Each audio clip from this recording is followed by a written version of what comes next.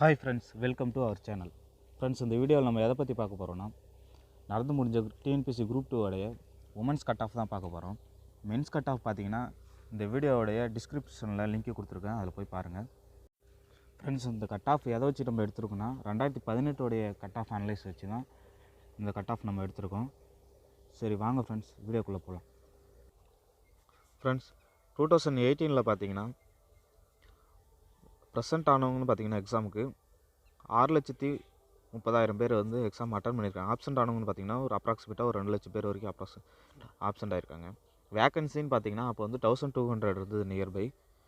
அதில் mains qualify ஆனவங்கன்னு பார்த்தீங்கன்னா 14,500 பேர் வந்து அப்ராக்சிமேட்டாக மெயின்ஸுக்கு வந்து குவாலிஃபை ஆகிருக்காங்க.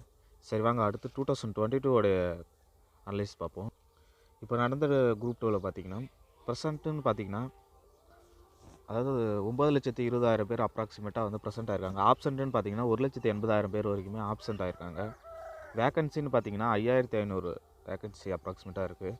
அதில் மெயின்ஸு குவாலிஃபை ஆகிறவங்கன்னு பார்த்தீங்கன்னா 55,000 65,000 பேர் வரைக்குமே அப்ராக்சிமேட்டாக வந்து குவாலிஃபை ஆகிடுவாங்க.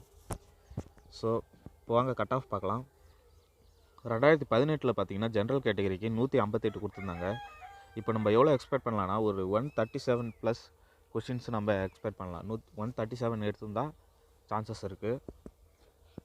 இதுவே பிஎஸ்டிஎம்மாக இருந்தால் இதுலேருந்து ஒரு 5 கொஷின்ஸ் வரைக்குமே குறையிறதுக்கு சான்சஸ் இருக்குது. அடுத்து பிசி கேட்டகரியில் 2018 பார்த்தீங்கன்னா 157 வச்சுருந்தாங்க கட் ஆஃப். இதுவே நம்ம இப்போ எவ்வளோ எதிர்பார்க்கலான்னா ஒரு 132 கொஷின்ஸ் கரெக்டாக போட்டால் நம்ம கிளியர் பண்ண சான்சஸ் இருக்குது. இதே பிஎஸ்டிஎம்மாக இருந்தால் இதுலேருந்து ஒரு 5 கொஷின்ஸ் வந்து குறையிறதுக்கு சான்சஸ் இருக்குது. அடுத்து பிசிஎம் கேட்டகரி. பிசிஎம்மில் பார்த்தீங்கன்னா 2018 148 கொடுத்துருந்தாங்க. இதுவே இப்போ நம்ம எவ்வளோ எதிர்பார்க்கலான்னா ஒரு 115 கொஷின்ஸ் நம்ம கரெக்டாக போட்டிருந்தாவே இது சான்சஸ் கிளியர் பண்ணுறதுக்கு சான்சஸ் அதிகமாக இருக்குது. இதுவே நீங்கள் பிஎஸ்டிஎம்மாக இருந்தால் இதுலேருந்து ஒரு 5 கொஷின்ஸ் குறைய வாய்ப்பு இருக்குது. சரி வாங்க ஃப்ரெண்ட்ஸ், அடுத்த கேட்டகரி பார்த்தீங்கன்னா எம்பிசியில் பார்த்தீங்கன்னா 2018 154 கொடுத்துருந்தாங்க. இப்போ எவ்வளோ எதிர்பார்க்கலான்னா ஒரு 131+ நம்ம எதிர்பார்க்கலாம் கொஷின்ஸு. இதுவே பிஎஸ்டிஎம்மாக இருந்தால் இதுலேருந்து ஒரு 5 கொஷின்ஸ் வரைக்கும் குறைய சான்சஸ் இருக்குது. சரி வாங்க ஃப்ரெண்ட்ஸ், அடுத்த கேட்டகரி பார்ப்போம்.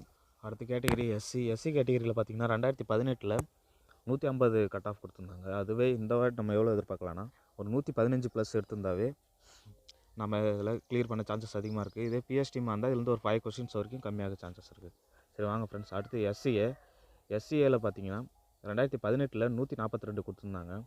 அதுவே நம்ம இப்போ எவ்வளோ எதிர்பார்க்கலாம்னா ஒரு 110+ கொஷின்ஸ் நம்ம கரெக்டாக போட்டிருந்தாவே இந்த எக்ஸாம்ஸுக்கு கிளியர் பண்ண சான்சஸ் இருக்குது. இதுவே பிஎஸ்டிஎம்மாக இருந்தால் இதுலேருந்து ஒரு 5 கொஷின்ஸ் வரைக்குமே குறைய சான்சஸ் இருக்குது.